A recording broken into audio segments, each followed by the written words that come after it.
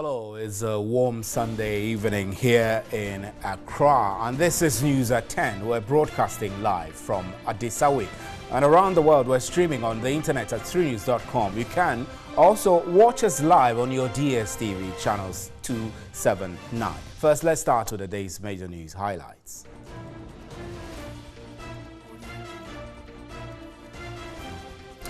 The Bureau of Public Safety is accusing the Ghana Civil Aviation Authority of partly causing the Starboard accident that nearly claimed 68 lives. According to the Bureau, the accident could have been prevented if an earlier issued airworthiness directive regarding the seats of pilots had been adhered to.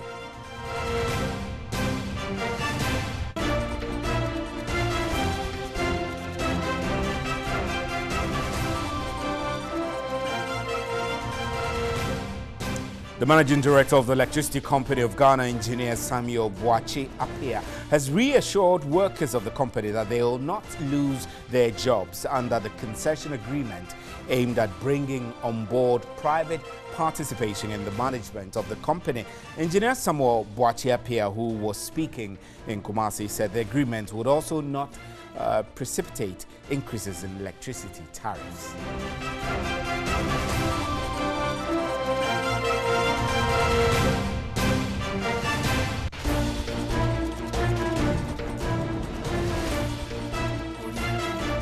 Each desk in the Chamber of Parliament was fitted with digitized tablets to enable members of Parliament access information by the click of a button. But 4 years on, majority of them are yet to appreciate the new system, defeating the purpose of the paperless chamber initiative.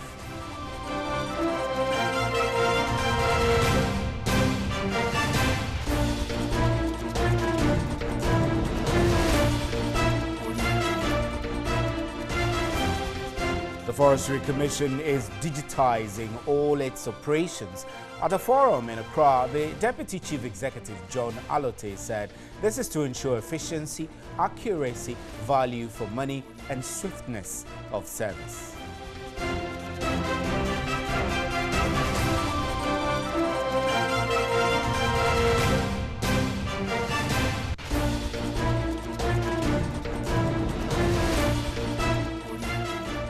And in Sierra Leone, the Elections Commission there, the NEC, the National Election Commission, on Sunday released more official results of the March 7 presidential polls. It is the first time that the opposition SLPP has taken the lead since official results were first released by the Electoral Commission.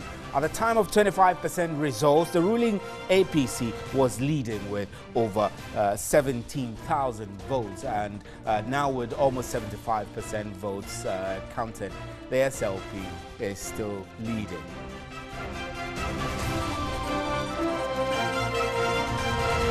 Those were our major news highlights. Remember, we're live on the internet at 3news.com, and on our Facebook. You can also watch us on your DSTV channel 279. Up next is the big one.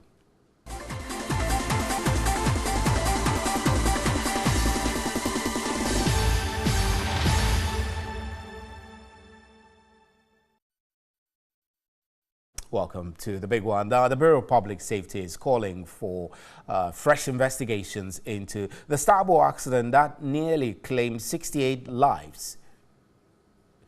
The Bureau has also accused the Ghana Civil Aviation of partly causing the accident, which the group says could have been prevented if an earlier issued airworthiness directive regarding the seats of the pilots had been adhered to. However, Aviation Minister Cecilia Dapaah earlier indicated the report of the ad hoc investigative committee blamed the domestic airline operator Starboard for the accident.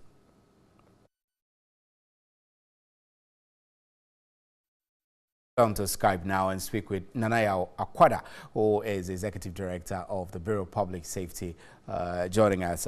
Ms. Akwada, good evening. Thank you very much for joining us. So you are questioning the final report of the outcome of the investigations. Tell me what you think or your group think is wrong with that report. Absolutely. Let me say a very good evening to your viewers. Sorry. The Bureau of Public Safety, having secured a copy of this report through our own ingenuity, we studied it and we realized that the findings or the content of the report is not exactly in sync with the findings and the recommendations, the final recommendations of the report. And we found that very disturbing. We indicated that the minister had told Parliament and the whole of Ghana that the accident was caused as a result of situational loss of situational awareness, and then she went ahead to list other contributory factors. But we have found by studying the report that it was actually caused by the Ghana Civil Aviation ignoring a directive to fix the captain and the co-pilot's seat, which directive was issued as far back as December 2016. As of November 17th, when the Ghana Civil Aviation was issuing an airworthiness certificate for Starbow, that flight or that aircraft, they knew that the seat there's a directive, an airworthiness directive in respect to the seat of the captain and the co-pilot, and they ignored it. As a result of that, 8 days later, this aircraft was taxiing to take off and the seat shifted, which is what led to this loss of situational awareness and so on and so forth.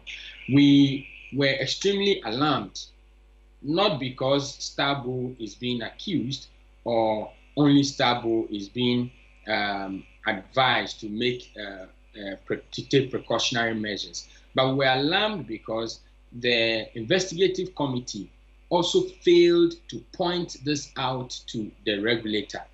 And it's not just that, they also went ahead not to issue any recommendations whatsoever to the regulator. And we think that is a no-no. It's very dangerous to our aviation industry. And if we are not careful, we do not get civil society to rise up in arms, the House of Parliament to open their eyes and supervise this industry very well, then we are sitting on a time bomb. You've made a point very clearly. We're grateful for your time. Thank you very much, extremely. Mr.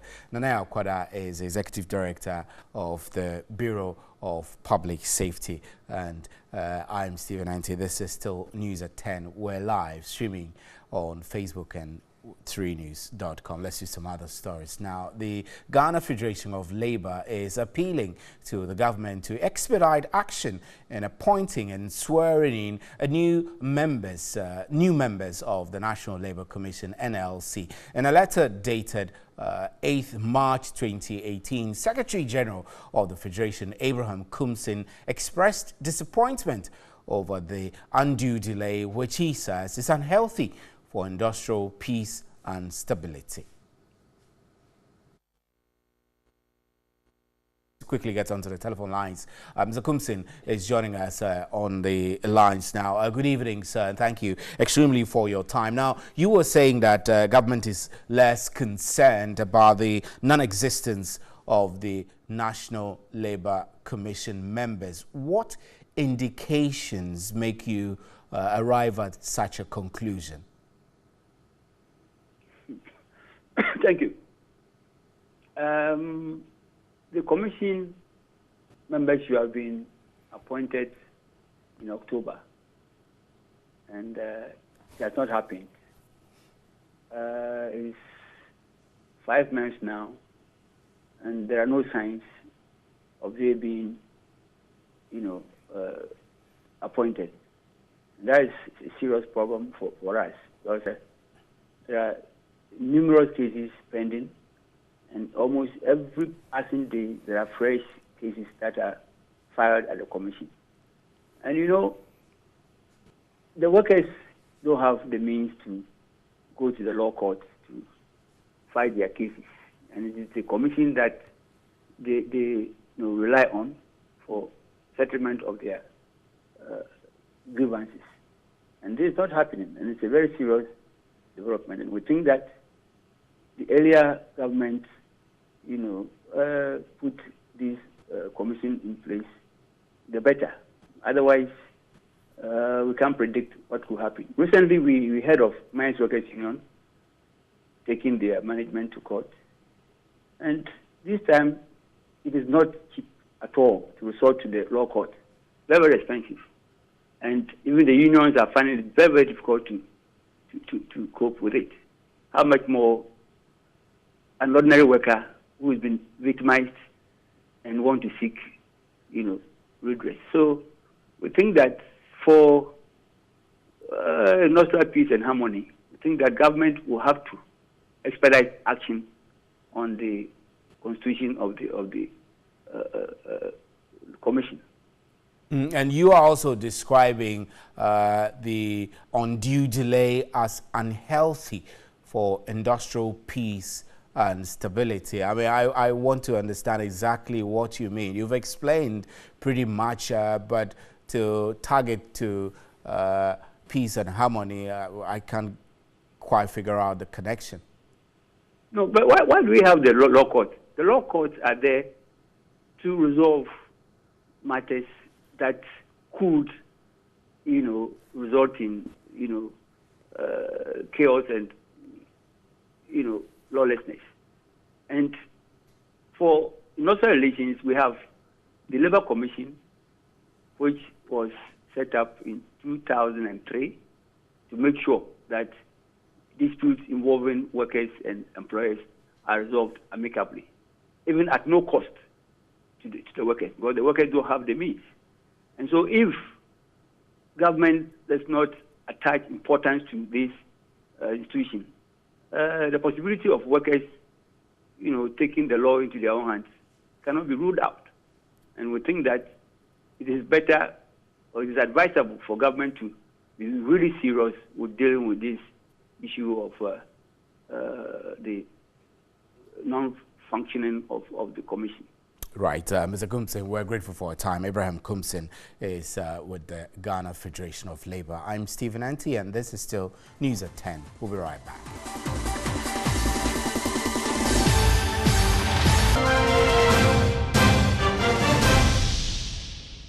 Welcome back. Now, Sierra Leone's election body, the National Electoral Commission, NEC, on Sunday released more official results with respect to the March 7 presidential polls. Earlier, 125% of the results were released. The ruling APC was leading with over 17,000 votes. But for the first time, the opposition SLPP has taken the lead since official results were first released by the Electoral Commission. The Commission Chair, Mohamed Conte, reassured Sierra Leoneans that everything is being done to safeguard the choice they made on March 7. He also mentioned that vote recounts and investigations against some electoral officials are underway in some districts.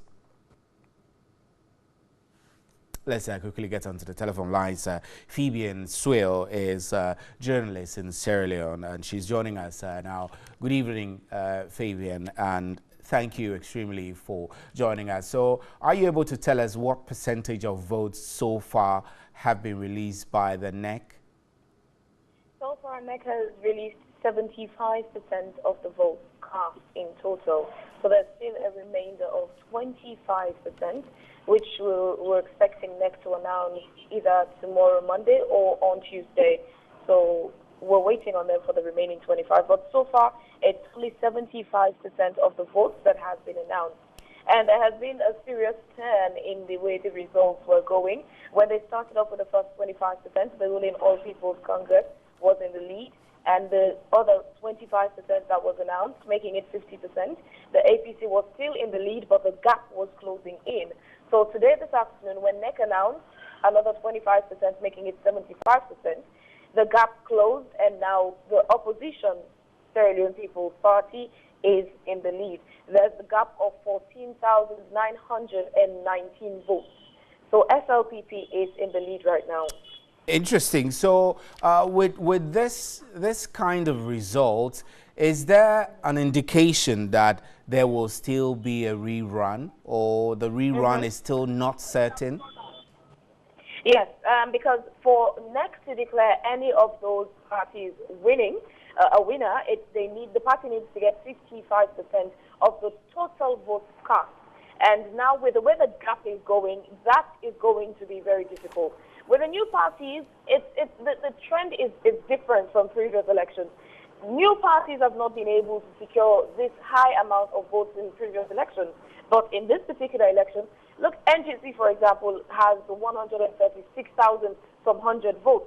And there's C4C with 20,000 some 100 and 40,000 some 100 votes. And there's ADP with about 20,000 some votes. You know, the votes are just, the figures are high. So the division in the results is going to be tough for any one political party to secure 55% of the votes. It's impossible. Interesting. So what is the general atmosphere like in Sierra Leone, as well as security situation across the country at the moment?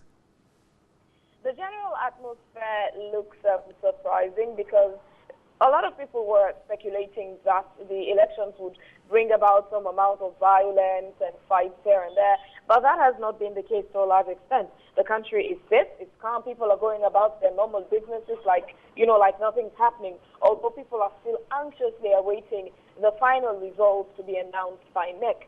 But so far, security and calmness is concerned, the country is safe and calm right now. Everyone is just in the quiet corners. SLPP is celebrating, yes, because they are in the lead.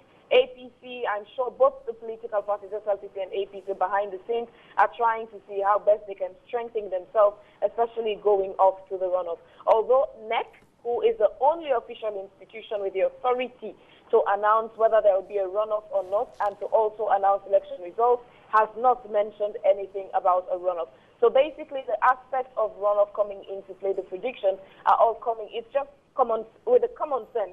You place the figures together and you know there's a requirement of 55%. So it's just using common sense and the figures being announced by NEC so far to make the prediction that there will be a runoff. But for the two parties, I'm sure underneath, behind the scenes, there are talks going on about if there's a runoff, how they'll be able to strengthen themselves to form alliances and make sure they win. Right, Fabian, we're grateful for your time. Thank you very much. Fabian Sewell is a journalist in Sierra Leone, and as you heard her there, about 75% of the votes are in, and the results show a clear lead for the SLPP, but she's suggesting that the remaining 25% votes that are coming in might make it difficult for any one party to secure 55%.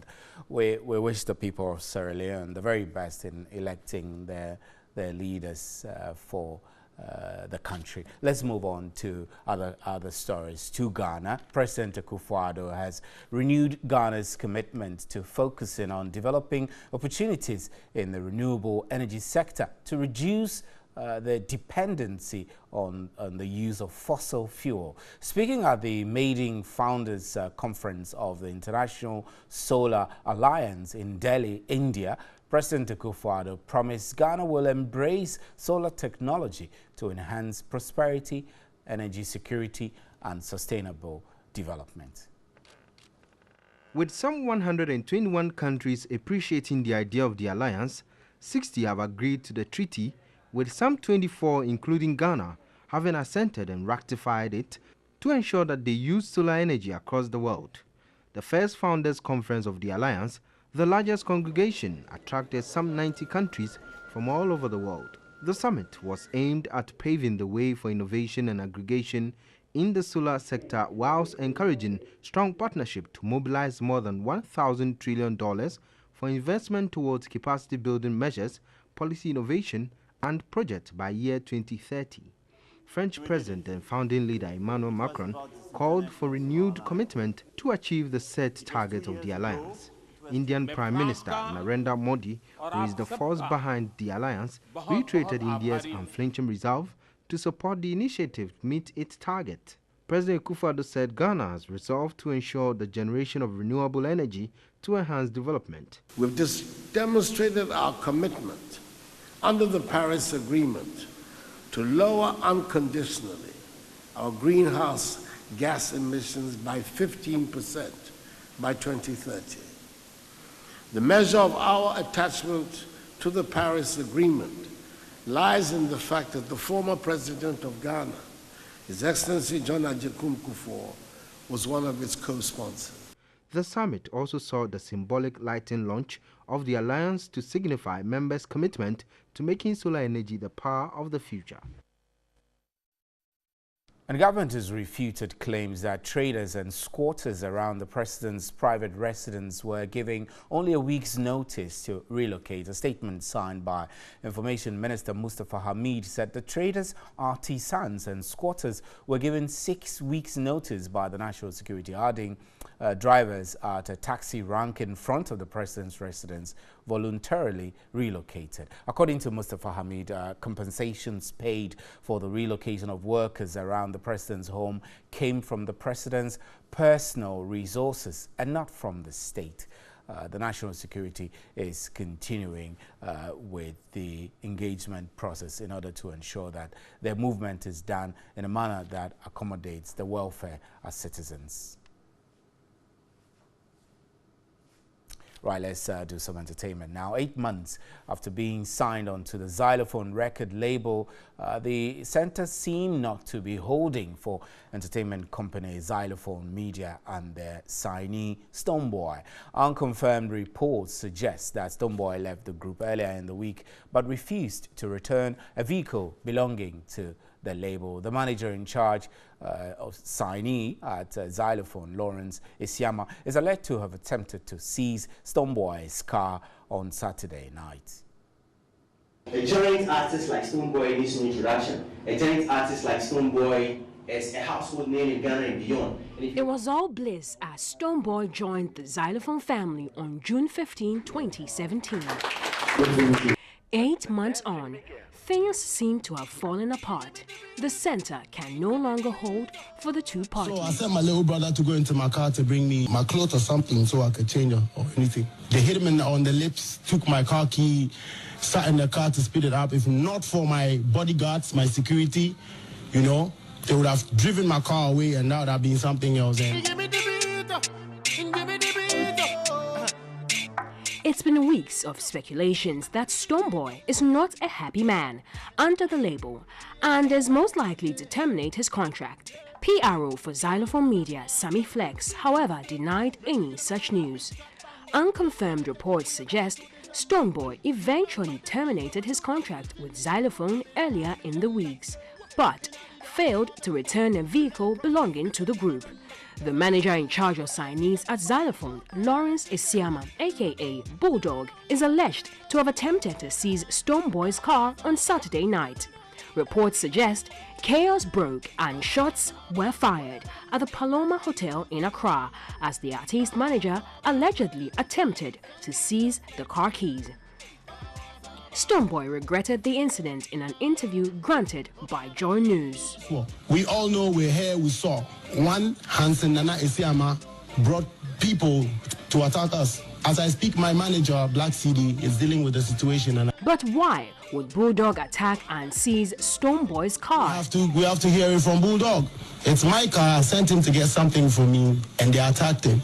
The multiple award-winning singer is of the view that until the police stop treating lawbreakers with kid gloves, they will continue to take the law into their own hands. Listen, one thing I have to say is that, you see, in this country, I think so many people are taking the laws into their own hands because I think that certain people in authority give them their supports, and maybe probably because they are acquainted or they are familiar with some heads who can probably call a shot, so they do whatever they want to do. You know what I mean? Like, how can you attack an innocent boy like me? The incident has been widely condemned by the public as they think a better approach could have been adopted by Xylophone in retrieving their vehicle from Stonebwoy.